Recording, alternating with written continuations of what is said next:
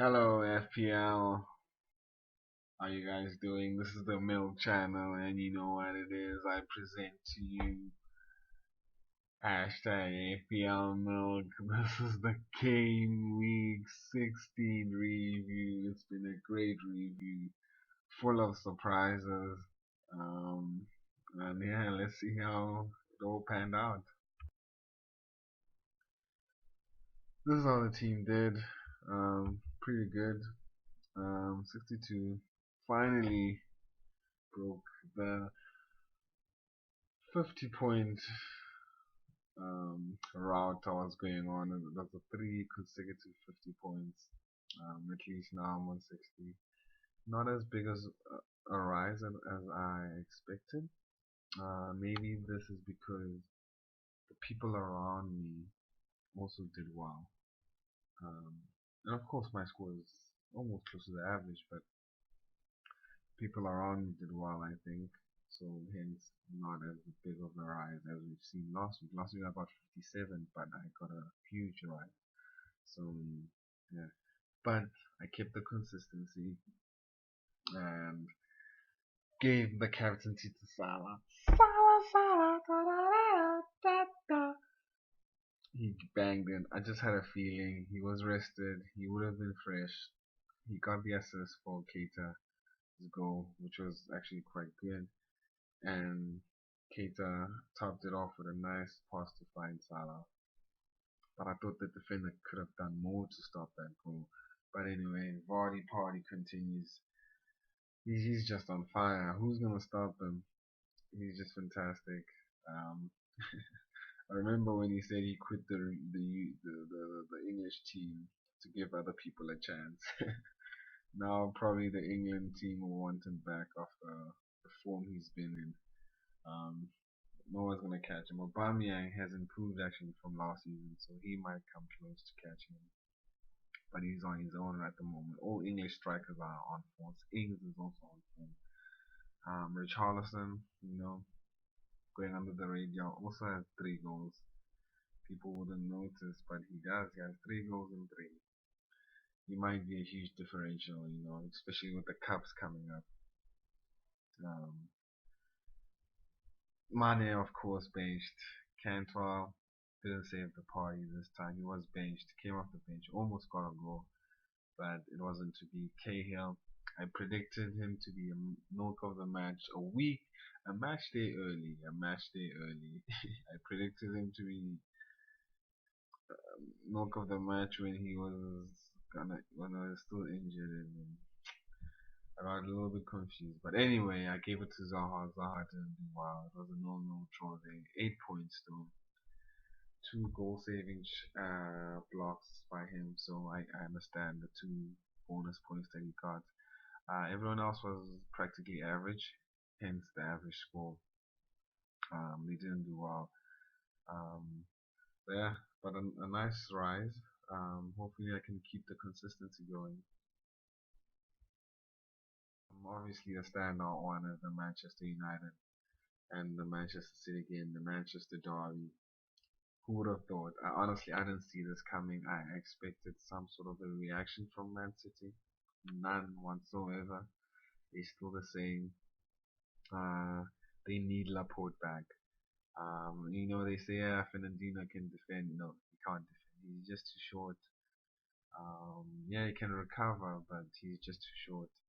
And Stones has never ever been great. Yes, he's got great ball, can use the ball well, and he can dribble his way out of situations and dribble his way into creating chances, but he can't defend as well as Pep would want him to. Nigel Pearson is back in the Premier League, back with Watford. Can he do the magic? That team is horrible. Hopefully he can. They've got the quality though, so he's got something can do there. But they survived the defeat there to the hands of Crystal Palace. They couldn't get the victory, but they almost won. So it was just intense. 5-0 there um, at the new Tottenham Stadium. Burnley was just horrific. So I guess Burnley aren't as good as they are in previous years in terms of defending. Um, Especially against the big teams, they normally used to turn it up against them, but they failed in recent, well, this season, and I think they are a relegation candidate. I know it's early and they were flying and they were in a European spot, but they're not looking good. They're not looking good at all. Leicester and Vardy party keeps on going. Of course, I knew it. I called it. In fact, let's get into it. There's a success rate. I called the Everton win. It was just so obvious that they were gonna win. Um, I didn't know that at the time. I predicted this that they were gonna sack Marcus Silva, but the way they've been playing the past two games, you could see that a result was coming. Um, Liverpool, they always win there. Should have taken away the one because yeah, they Bournemouth have been struggling, but I just thought that Liverpool will always concede a goal, but it wasn't the case. I expected a tighter game, but as I said, it's not the same Bournemouth team. But I got it correct though. I mean Burnley team, but I got the result to Tottenham correct. But one result this week and a lot of red arrows. But of course, another good result is for Arsenal. I predicted them to lose again, but they responded. Finally playing Martinelli. Martinelli deserves to start more. I know Lacazette is good at finishing, but he's not a natural winger. And Aubameyang is a better finisher, so it's better if we play with Martinelli, Ozil, um, Pepe, which has shown it worked today, and I hope he can continue with that. Stop benching Pepe, you know. Yeah, I know he has been missing chances early in the season, but what you need to do as a manager, you need to keep on giving him the opportunity because he was creating chances, he was making spaces. Hence, we were not losing games. Um, we only lost against Liverpool, I think. But once we started taking out Pepe, things started turning haywire. Newcastle, I knew they were going to win, even though Southampton are on form. But I think Southampton will bounce back this week. These were the Mokola matches. Yeah, in case you guys missed it, yeah, let's see how they did.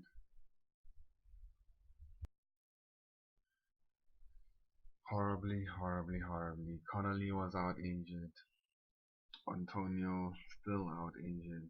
Um, Lundstrom uh, could have had an assist if the goal wasn't ruled out. Um, oh, he could have had a goal if it wasn't ruled out due to offside. Could have been a lot of things in it, but it ended up being offside. Chevrolet, he's just been on form as well. 3 games in 3. All these English boys want to go to the Euro.